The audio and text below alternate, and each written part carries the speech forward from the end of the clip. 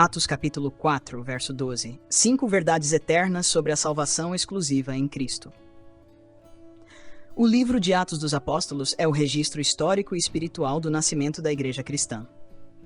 Escrito por Lucas, ele continua a narrativa iniciada no Evangelho que leva seu nome, mostrando a expansão do Evangelho desde Jerusalém até os confins da terra, conforme prometido por Jesus em Atos capítulo 1, verso 8. No capítulo 4, encontramos um dos momentos mais marcantes dessa jornada. Pedro e João são presos e levados diante do Sinédrio, o conselho religioso judaico, por terem curado um homem coxo e anunciado publicamente que isso foi feito em nome de Jesus Cristo, o ressuscitado. A cena é tensa. Os mesmos líderes que haviam condenado Jesus à morte agora se veem diante de 2 de seus seguidores, realizando milagres e pregando com autoridade.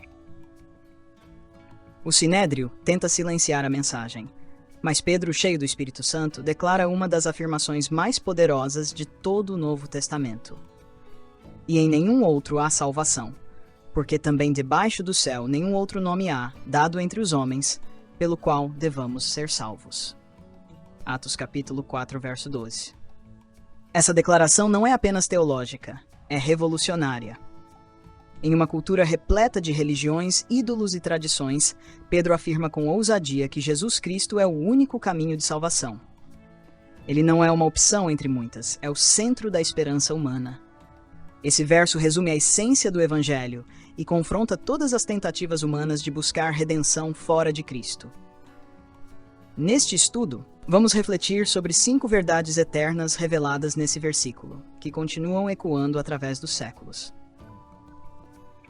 A salvação é uma necessidade universal, todos precisam dela. A salvação é exclusivamente em Cristo, não há outro nome. A salvação é um dom de Deus, não uma conquista humana. A salvação é proclamada pela Igreja, movida pelo Espírito Santo. A salvação exige uma resposta pessoal de fé e rendição.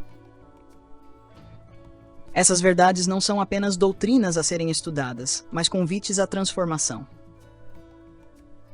Cada uma delas fala diretamente ao coração humano, ao perdido, ao cansado, ao religioso, ao indiferente, e aponta para a única esperança verdadeira, Jesus Cristo, o Salvador que vive e reina.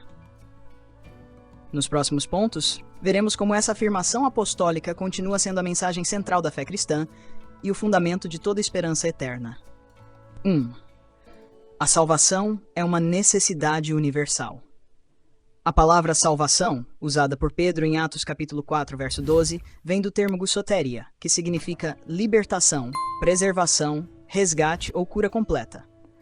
No contexto bíblico, esse termo vai além de escapar de um perigo físico. Trata-se da libertação espiritual e eterna da condenação do pecado. Quando Pedro diz que em nenhum outro há salvação, ele está afirmando que a humanidade inteira se encontra em estado de necessidade diante de Deus. O problema humano não é apenas moral ou social, mas espiritual. Todos pecaram e destituídos estão da glória de Deus. Desde o Éden, o homem se distanciou do Criador, tentando viver de forma autônoma, confiando em sua própria sabedoria. Esse rompimento resultou em culpa, morte e separação espiritual. O Antigo Testamento, com seus sacrifícios e rituais, apontava para essa necessidade constante de reconciliação. Mas nenhum sacrifício humano foi suficiente para restaurar plenamente o relacionamento com Deus. Por isso, Cristo veio como o Cordeiro perfeito, não para melhorar o homem, mas para salvá-lo completamente. Pedro, ao falar diante do Sinédrio, não está oferecendo uma filosofia entre tantas. Ele está proclamando a realidade inescapável da condição humana. A salvação é necessária porque o homem, por si mesmo, não pode salvar-se. Nem boas obras, nem religião, nem moralidade conseguem apagar a culpa diante de um Deus santo. Somente um substituto perfeito poderia pagar essa dívida. E esse substituto é Jesus Cristo, o Filho de Deus encarnado. Tenho reconhecido a gravidade do pecado e a minha necessidade de salvação? Ou ainda acredito que posso me justificar por meus próprios méritos? Reconhecer nossa necessidade de salvação é o primeiro passo para experimentar a graça de Deus. Muitos vivem hoje com uma falsa sensação de segurança espiritual, acreditando que são boas pessoas. Mas a Bíblia mostra que o critério não é a comparação com outros, e sim com a santidade de Deus. Quando entendemos isso, deixamos de buscar autossuficiência e nos lançamos nos braços do Salvador. A mensagem de Pedro é urgente e atual. O mundo moderno tenta minimizar o pecado, chamando de erro, fraqueza ou falha humana, mas Cristo não veio para corrigir deslizes. Ele veio para resgatar pessoas espiritualmente mortas. Quando reconhecemos nossa necessidade, abrimos espaço para que a graça nos transforme completamente. A boa notícia é que, onde o pecado abundou, superabundou a graça. A salvação é exclusivamente em Cristo. No coração da declaração de Pedro em Atos capítulo 4, verso 12, está a frase, em nenhum outro há salvação. No original grego, em Oudeni allo, significa em nenhum outro ser, exclusividade absoluta. Pedro afirma diante dos líderes mais influentes de Israel que Jesus Cristo é o único mediador entre Deus e os homens. Naquela época, o mundo greco-romano era pluralista. Dizer que nenhum outro nome podia salvar confrontava toda a religiosidade da época. Nome, ônoma, carrega o sentido de identidade, autoridade e poder. Quando Pedro declara que debaixo do céu nenhum outro nome há, dado entre os homens, pelo qual devamos ser salvos, proclama que toda a autoridade redentora foi concedida unicamente a Jesus Cristo. Essa exclusividade ecoa as palavras de Jesus. Eu sou o caminho, a verdade e a vida. Ninguém vem ao Pai senão por mim. Evangelho de João. E é reafirmada por Paulo. Há um só Deus e um só mediador entre Deus e os homens, Cristo Jesus, homem.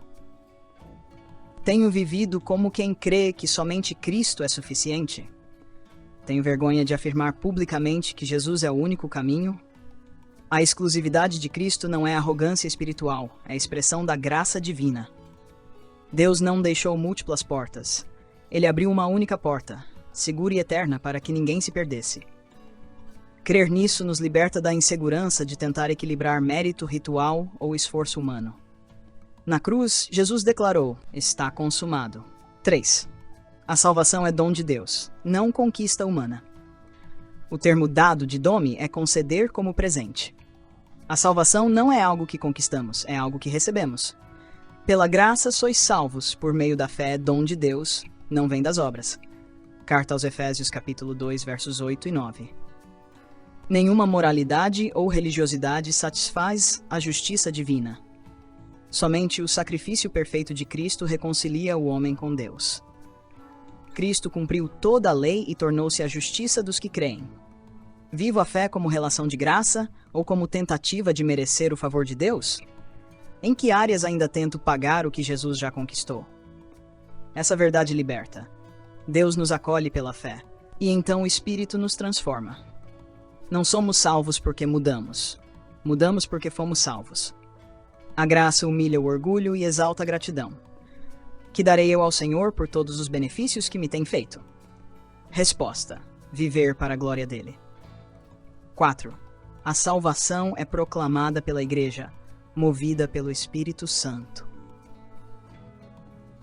Pedro, cheio do Espírito Santo, anuncia Cristo crucificado e ressurreto com ousadia. A Igreja existe para proclamar o nome que salva. Ide e fazei discípulos. Mateus capítulo 28, versos 19 e 20. Tenho sido um canal da mensagem, ou me calo por medo. Como o Espírito Santo tem me impulsionado a testemunhar onde estou? A missão da Igreja é essencial. Somos sal e luz. Quando o Evangelho é proclamado, o Espírito convence do pecado, da justiça e do juízo. Vivemos tempos em que o silêncio custa caro. Precisamos resgatar a coragem apostólica, pregar com amor e convicção. 5. A salvação exige uma resposta pessoal de fé e rendição, pelo qual devamos ser salvos, sotenai, passivo, recebemos a salvação.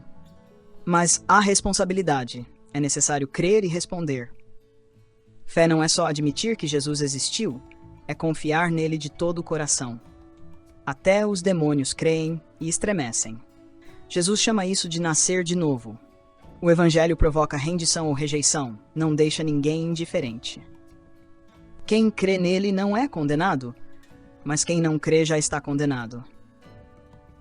Tenho apenas ouvido sobre Jesus, ou já entreguei meu coração a ele? O que ainda me impede de me render hoje? A mensagem de Pedro é para todos nós. O que farei de Jesus chamado Cristo? Não basta admirá-lo, é preciso crer e render-se. A boa notícia é que a salvação ainda está disponível hoje. Cristo não rejeita quem se aproxima arrependido. Ele perdoou Pedro, alcançou multidões após a cruz e continua chamando corações cansados, feridos e confusos. Se você ainda não se rendeu totalmente, este é o momento de parar e responder: que farei de Jesus chamado Cristo? Que sua resposta seja entrega, rendição e fé, não silêncio ou indiferença. Se assim quiser, então ore comigo. Repita esta oração. Senhor Jesus, hoje eu compreendo que não posso permanecer neutro diante de Ti.